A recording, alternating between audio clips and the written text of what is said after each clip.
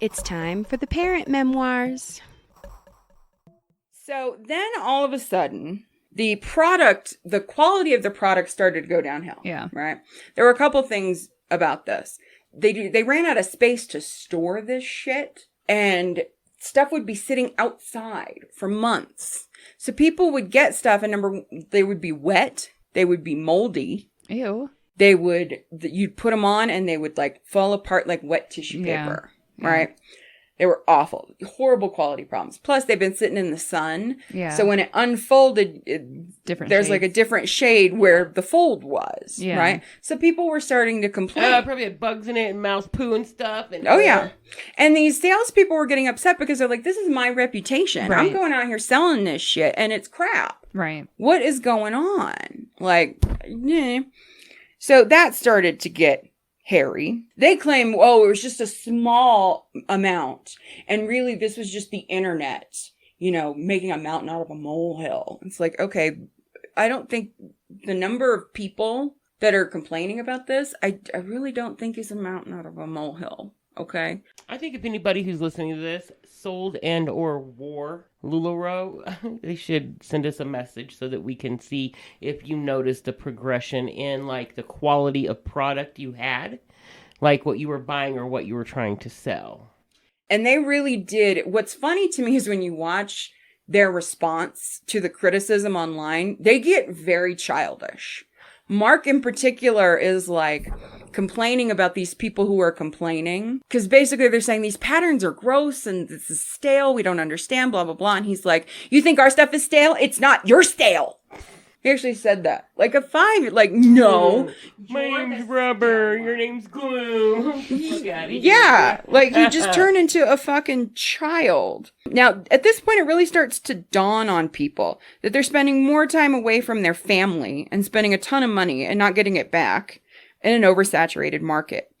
And if people complained, they were suspended. And in order to get How you want to suspend me from a pyramid job? Thank you. Get the In fuck order outta to here. get access to because they'd lock you out of all your shit. In order to get access back, you would have to go out to California and basically grovel to Mark Indiana to beg for your business back. But they still had, like, their shipment in their home, right? Mm-hmm. Oh, well, fuck you then. I'm going to sell it and keep all the fucking money. Ha! Bye, Mark. Bye, Leanne.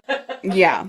So then a Facebook group was created called LuLaRoe Defective, and it blew up. Yeah. It was people coming together and sharing their really shitty experiences with LuLaRoe and trying to figure out what to do. And they slowly started to realize, oh, this isn't just me. Yeah. Because, when you're in the cult, you don't know if everybody is feeling the same way Right. you are. Right. But eventually. Was this sellers and consumers or just consumers or? Mostly this was actually retailers. Yeah. Because at a certain point, they had like 80,000 or 90,000 Retailers. You Yeah.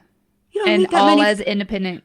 Yeah. How many people need leggings? Right. I mean, I have Serious. like 4 pairs max. So, Yeah. but I'm not a big, but I guess there's some people out there That live in them. because I'll tell you, when I go to the gym, there's a couple of girls in there that they always have really pretty leggings on. Mm-hmm. And they're always different. Like this one chick scares me. If she was, excuse me, sir, I don't want any problems. Like she's all muscly. Yeah. And, but she has some really nice, I don't know what kind they are. I'm not going to get that close. I'm not going to go up and ask her, of course, but she has like some really nice leggings, Yeah. And then there's a couple that have some, probably like Walmart ones or whatever, but I don't know what kind of leggings. This lady has nice ass leggings. Right. But then you have the ladies who are just like, that's their entire wardrobe. Yeah. Like, they don't own anything else except. Yeah. Pants And I'm not judging them. I'm just not Right. that person. Right. Like, No, yeah. I'm just not a leggings person. But then there were 2 things that really kind of kicked off the problems here. One is, in order to get away from being called a pyramid scheme, Mm-hmm. they changed the bonus structure to where you got less of a bonus for signing people up. Well, these consultants, their bonus checks were cut in half immediately. Yeah. Because it's a pyramid scheme. Right. They weren't making a lot of money on selling. They were making on recruiting. Right. Period. Yeah. Is the way it is. But they did, this I think is interesting. They did implement a 100% buyback policy, which helped people that were on the fence about spending so much money to join. They felt they could get their money back. And in the email where they rolled out this policy, they specifically said that this policy has no expiration date. Okay, fine. The problem is, at that point, so many people reached out to them. In just a few months, they had over $100 million in buybacks. Wow. Of shit that they couldn't sell. Right. So on September 17th, 2017, they changed the buyback and told them, oh, it's ending. You can't get refunds anymore. And if you could, you had to jump through tons of hoops. So one woman that had signed up a whole bunch of people, they were all calling her, bawling. I have $30,000 of inventory. I can't sell. I'm going to lose my house. My house is about to be foreclosed on if I don't get this fucking money back. And I can't sell this shit. I did this because I thought I could get a full refund. What the fuck? And like, yeah, they're crying to their upline, you know, and they were like, we don't know. Their upline was like, we don't know what to do. We don't know what to tell them. Yeah. We didn't know this policy was changing either. They just did it.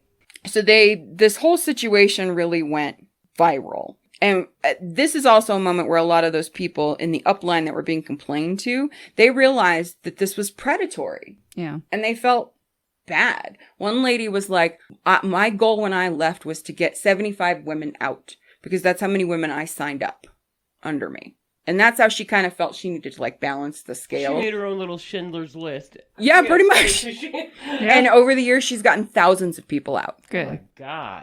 Thousands upon That's thousands. a shame that you have to go to that extreme over some leggings. The thought that you are helping people literally escape. It is a cult. A pyramid scheme. Yeah. Yeah. That's not a business. That's a cult. Right. Yep. Yeah. That's like on that show, Escaping Polygamy. I'm telling you. There you Same go. thing. So they got sued for breach of contract. In November 2018, there was also another lawsuit by a company called My Dyer. And My Dyer was the manufacturer, and they claimed that Mark and Deanne ordered a whole bunch of product from them, knowing at the time that they weren't going to be able to pay for it, and therefore entered the agreement in bad faith. Yeah. Right? I think that lawsuit has been settled. But one of the things they pointed out in it is they believed that Mark and Deanne were hiding money in LLCs. So that when they get sued, it's hidden and those assets are protected. Gotcha. Right? That's their accusation. Now, the state of Washington actually brought a lawsuit claiming that LuLaRoe was operating a pyramid scheme. There are certain rules of what qualifies as a pyramid scheme, which I think this is kind of interesting as far as from, I don't know if this is nationally or if this is just Washington. But the way that they explain it is if you have at least 10 unique customers every month, that aren't you selling to another consultant or whatever. You don't order more product until you have sold at least 70% of what you have on hand. Yeah, so they were like, these, you're not hitting these things. Like, you are a pyramid scheme. Like, they pretty much made them. Oh, now let's back up. Before all this, that's why I was missing this email. So, one of the things that's interesting about Deanne is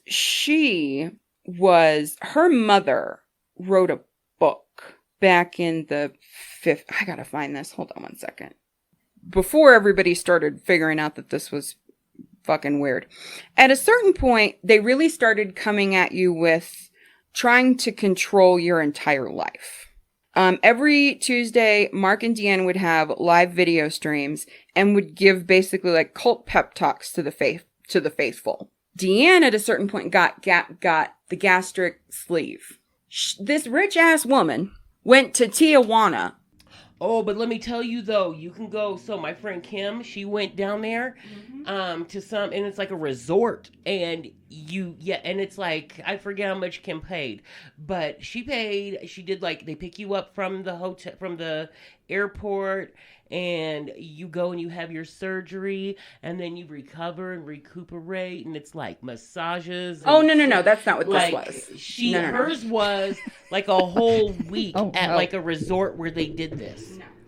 Oh, Lord, she went to a doctor by the donkey show? She pushed all of the people that were consultants she was like, I think we brought like 18 people down at one point. She would tell all these women, oh, you need to get it too. Like, first of all, that's fucking rude. Secondly, she's like, we would load them up in a van and drive them down to Tijuana, and then they would just fly home. Fuck you. I am not letting some dude in the back of a taco shop. Pretty much. Tijuana. That's what she did. And I mean, they claim later that they never encouraged this. Yes, they fucking did. Of course they did. Right? That's ridiculous. It was ridiculous. And then she started really, like, her and Mark really started pushing Mormonism. Okay. Pushing that. And she would also say things like, get your life assistant or your nanny to handle the things that don't make you money so you can focus on the things that make you money. Your life assistant? What's a life assistant? I have no idea. Somebody Apparently who pulls the plug. Apparently this is a rich person thing. Right, yeah. Okay. Gotcha. A life assistant. Now one lady actually decided to get gastric surgery, but she got it done here in the US and she got the balloon. Okay. And it nearly killed her. Yeah. And Deanne said to her, oh, see, you should have come down to Tijuana. So when can we get you scheduled? Really? Oh, yeah. Yeah. Now, at one point, she starts giving little pep talks about her mom, because apparently her mother wrote a book back in like the 70s.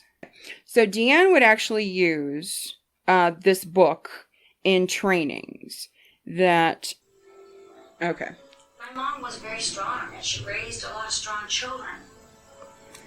I speak a lot about her because I think she was misunderstood. In the 60s and 70s, it was a hard time. People didn't know what the roles were. You know, you've got women who went from blue to beaver, and she always had an apron on. Hurry up, boy, you're gonna be late for school! And then it just changed, and I wish I could remember what happened in the 70s. I don't know.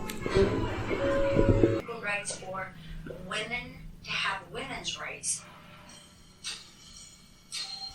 Maureen started off with Deanne's mom, wrote this book called The Secret Power of Femininity, The Art of Attracting, Winning, and Keeping the Right Man for You.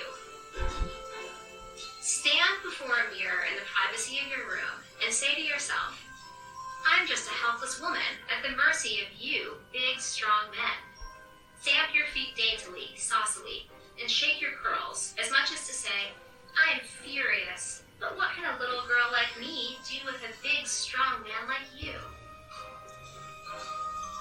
Deanne used her mother's book as an example and taught trainings out of it. The way she taught it was almost like how to use your special parts to get your husband to do what you wanted to. She actually said that once. I was like, oh god. Deanne said something to the effect of, all you have to do as a woman is just get on your knees for 5 minutes a day and please your husband, and then your husband will let you buy whatever you want. And I thought, well, that's very unprofessional advice. Just a little unprofessional. Y'all should see Tanya's face right now. Wow. Apparently, I'm going about life all wrong. That's probably why I can't keep a man or get one. I'm just gonna stomp my feet daintily and shake my curls. You know what? You know what Mike would say to me if I did that? If I was just like stamped my feet and He'd be like, shook what the my fuck is hair, wrong he'd be with like, you? "Are you having a seizure? Right. Do I need to call 911?" Right. Laura's had a You wanna know stroke. what's wrong with your mom? My wife is stomping her foot daintily. I think she's having a stroke. Can you send an Aliens have ambulance? taken over my wife's body. So wait, she was communicating that to women as that's how they should behave, not how they shouldn't behave, but how they should behave to keep their husbands happy. Because ultimately, and here's the thing that the people in the super high up finally learned, okay? They finally figured out that at a certain point, Mark and Deanne were pushing to them, oh, you need to build this business up, and then you need to retire your husband. And what they meant by that was, after you've done all the work and made it successful, turn it over to your husband. And then he can handle it from there. Why the fuck would a man want to sell leggings? Well, there is a couple in here that did it together, and they did it by sheer accident. Okay. It was really funny. Okay. She got her startup package, and she was like out of town or something. And her husband did a lot of like Facebook Lives. Sure. They okay. had they had a YouTube channel, Yeah. right? Okay, fine. She was like, just open them up and show them to everybody as like a joke. Yeah. Right? And he started doing it, and then other LuLaRoe consultants saw him, and he would hold something up and be like, I don't know what this is or how much it costs. And these women were messaging him on Facebook Live saying, oh, that costs this. So then he started just selling it, like on the video. By the end of this few hour long video of him just being a total doofus, but it was really entertaining and funny, he sold every single thing that she had gotten from the entire startup package in one night, doing one video. So going forward, they did it with him just kind of being a goofy dude who didn't know nothing about it. Right. Right? And it worked. It worked for them to sell like that. Yeah. Okay. Okay, fine. But it was her business. She did all the work, and Mark and Deanne would introduce them to people as, well, this is Paul, and this is Paul's wife. Like, she doesn't have a name, even though she's the person who built this business. But they really did want you to build it up and then give it to your man. But it was also sinister. Part of it was the Mormon thing, but also part of it was now both people in the marriage are dependent on LuLaRoe. Yeah. It's harder to leave. Well, what if you're a spinster like me and you know? Oh, they would not. They want you to get married like right away. Oh, give me a little leggings, man. Yeah. Give me my leggings, lover. My leggings lover. Oh, that's amazing. Okay, now I gotta show you this gnarly ass print. This is the funniest shit. At $32.50. Oh my god. Some of these, the prints started getting ridiculous. And then he'll do the same to you. It really is the golden rule. Here it is. Okay. Right here, so you guys regardless of what that was putting on, their boy. I was just. First of all, why did this dress take a year? I did not understand this. 100 prints. Patrick was just doing whatever it could, regardless of what that was putting on, their boy. I was just trying to show the other designers tips to cheat the system. Like, okay, you made this art, take two things out of it, recolor it a different way, completely new art piece. It became known to us that LuLaRoe made what I would call shit product. In fact, the uglier the better. It doesn't matter if they don't see awful. it. Wait, watch. Wait, some of these. One of them looks like a dick. I actually know who made those prints, but little did I know this was gonna end up looking like a penis. So. Oh! Yes! Oh, it gets worse. Hamburger print. Oh, don't God. think he meant to direct you straight to the vagina, or what the vagina would look like. if it was I've a seen hamburger. leggings that do that. I've seen them in person. Just vaginas. Vaginas. Oh. These all in the crotch area. They're all in the crotch area. They all just look like artistic vaginas. What is that? What is I that? don't even know what that is. I'm going to put artistic vaginas on my bags. You should. It just kind of was always I'd buy one. production. It's my artistic vagina bag. Right? Ooh, if I make it into Maybe- a fanny pack, it could hang Oh, up there. yeah. Oh, maybe we should call our cult Artistic Vagina. Oh, I like it. Or we'll call it AV just for short. Like, we'll know what it means. Right. Yeah, only we know. Oh, that's some sweet ass shit right there. Now, here's the thing. At this point, okay, because there was the lawsuit saying you can't just change this buyback policy. Yeah. Like, that's not the way this shit works. Right. Okay. Y'all sold people something. So they ended up settling with a whole bunch of people. A whole bunch of people have gotten out of it. I think at this point, there's like maybe a third or maybe only 25% of what they were at their height right? But they are very much still in business. There are a ton of fucking lawsuits. But Mark and Deanne talk about in this interview that their philosophy on lawsuits is just to settle them. Like, they don't Damn. care. I want to sue them for something. I know. Can we figure it Sue out? them for? I don't know. Well, let's go out and buy some leggings and then say that we were sexually harassed because we had artistic vagina pants. There you go. Oh my God, that's perfect. We'll go out in public. We'll go into places where we'll go into sports Right, bars, and we'll just get sit there sexually Like, harassed. I'll go to the gym. I'll go to the gym and I'll do that machine where you go Right. straight like that. Wearing those penis pants. Yeah, and then And then as people are staring at your crotch, like, what the fuck is that? You could be like, why the fuck are you staring at my crotch? Are you going to rape me? Be like, I'm traumatized, and it's Right. LuLaRoe's fault. Right. right, Emotional damages. Emotional damage. There you go. right, and then Intentional affliction of emotional distress. Damn, we are so good at this. We I are. think that, and I think that we could make it stick. Yep, I think so. Yeah. We could sell it. Hell yeah. I remember when we got in that car accident and you threw yourself out of the car yelling, "My pancreas!" when that van barely jumped our bumper. Because he was all fucking coked up, though. He was like red and sweating. And Wait, was this a real thing? Yeah. So me and Laura went to fucking Sonic one day. Yeah. And we were kind of taking that back way back from Sonic, like where you go by the Pro Rodeo. Yeah. thing. And she went to get onto the Because street that's right there. its own like little merge lane. Yeah. Yeah, so she was getting ready to go, and the guy behind us just bam, hit us. Right? So It was like that man barely tapped my Yeah. shoulder. he's out of the car. Dude is fucking just Tweaking, sweating, like- and he's shaking all over. He's bright red, and he's just like, "Oh my god!" I'm so sorry. And I'm like, it's okay. And then Tanya's dumbass she realized this dude is like out of his fucking mind. She throws herself out of the car and lands on the curb and is screaming, Oh, my pancreas! And this dude is like, oh God. I'm like, she's lying. Calm down. This poor man is about to have a fucking heart attack. I love Because he thinks Tanya is serious. So obviously we know you can sell it. Right.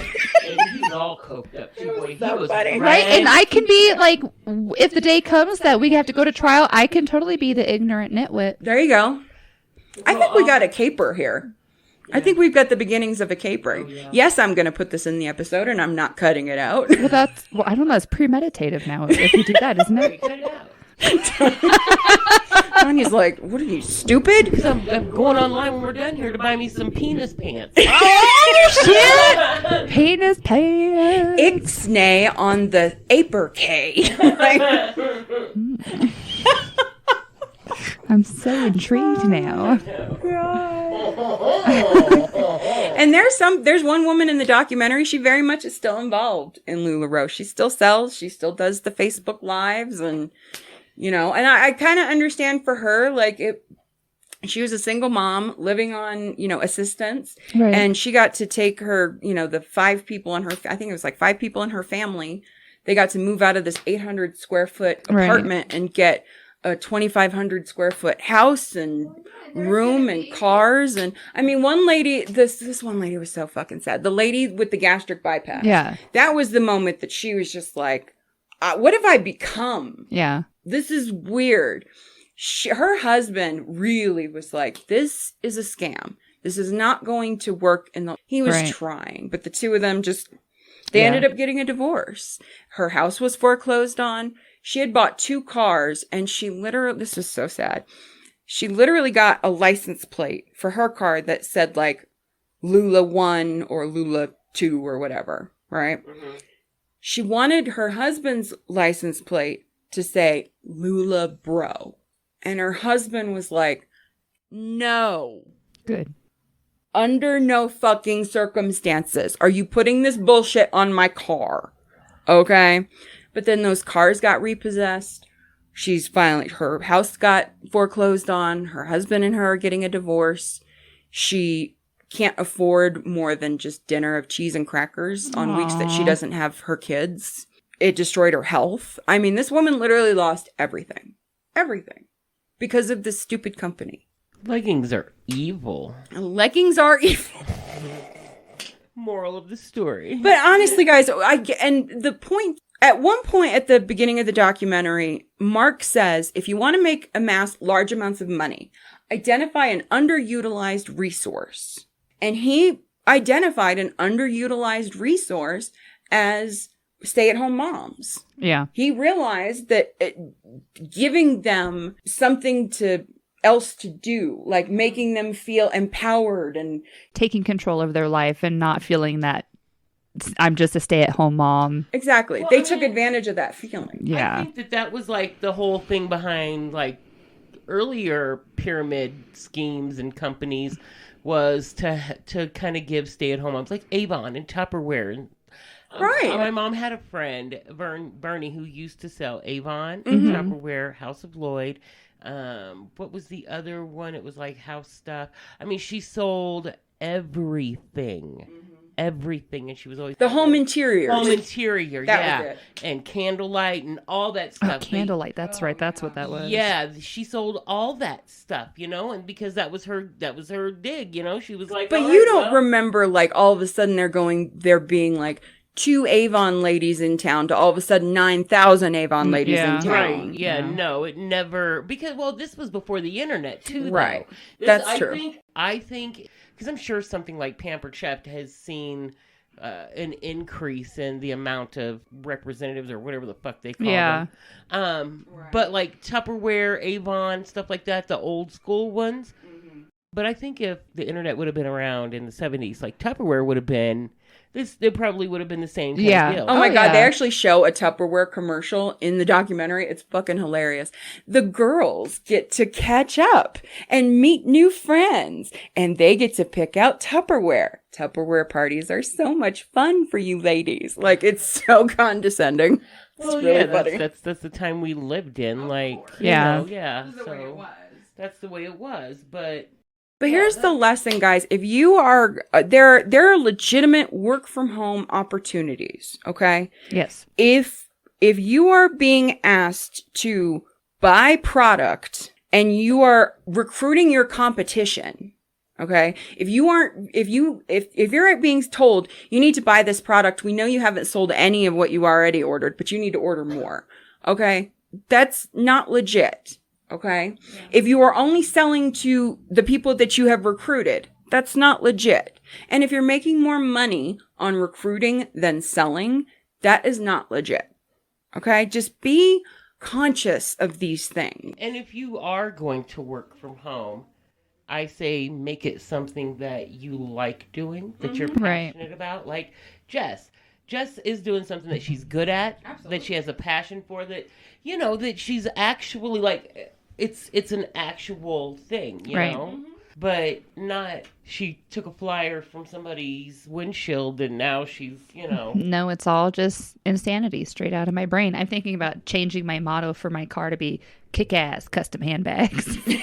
Gotta attract more attention. There you go. I really want us to I'm trying to figure out t-shirts for us. So that is the story of LuLaRoe. Honestly, I feel like that's going to be kind of our new Elizabeth Holmes at a certain point, because the company still exists. They're still they're still writing checks to get out of trouble and destroying lives. And yeah, because there's a link on their website for becoming a representative. Yeah. You can still do it. Yeah. And honestly, the argument that so many people have, and even one made in the documentary, was, well, this isn't any different than what other MLM companies do. Exactly. And that's a problem. Right. And that needs to be looked at with legislation. Yeah. Like, addressing just one MLM isn't going to solve the problem. Right. As long as this is still legal, it's like I said earlier, just because it's legal doesn't mean it's right. Right. So just keep that in mind, people. Yeah. But that was our first in-person menage a trois here. Woo, woo, woo. Oh, that's right, because our last one was online. Exactly. We got to do this in person. This was fun. We should do this more often. Well, and I was thinking about this on the way down here, because, I don't know, like, for you guys what your schedule and stuff is, but if we wanted to do, like, this, like, once a month or something, and we could do it to where we could record enough to have an enough episodes for like a few weeks or something. Like, Yeah. That's not a bad idea at all, especially when the baby comes. I don't want to be bugging you every week. Oh, because well, Avery's off on Saturdays and Sundays, and I'm assuming until football season starts back up, Yeah.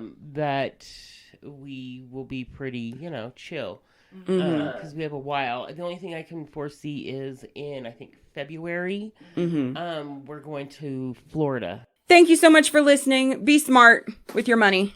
Yes. Okay? Be smart with your time. All right? Leggings are the devil. There you go. And so until next time, I'm Laura Mack. I'm Tanya Edwards. I'm Jessica James. Love your faces. Smooches. Keep it sane.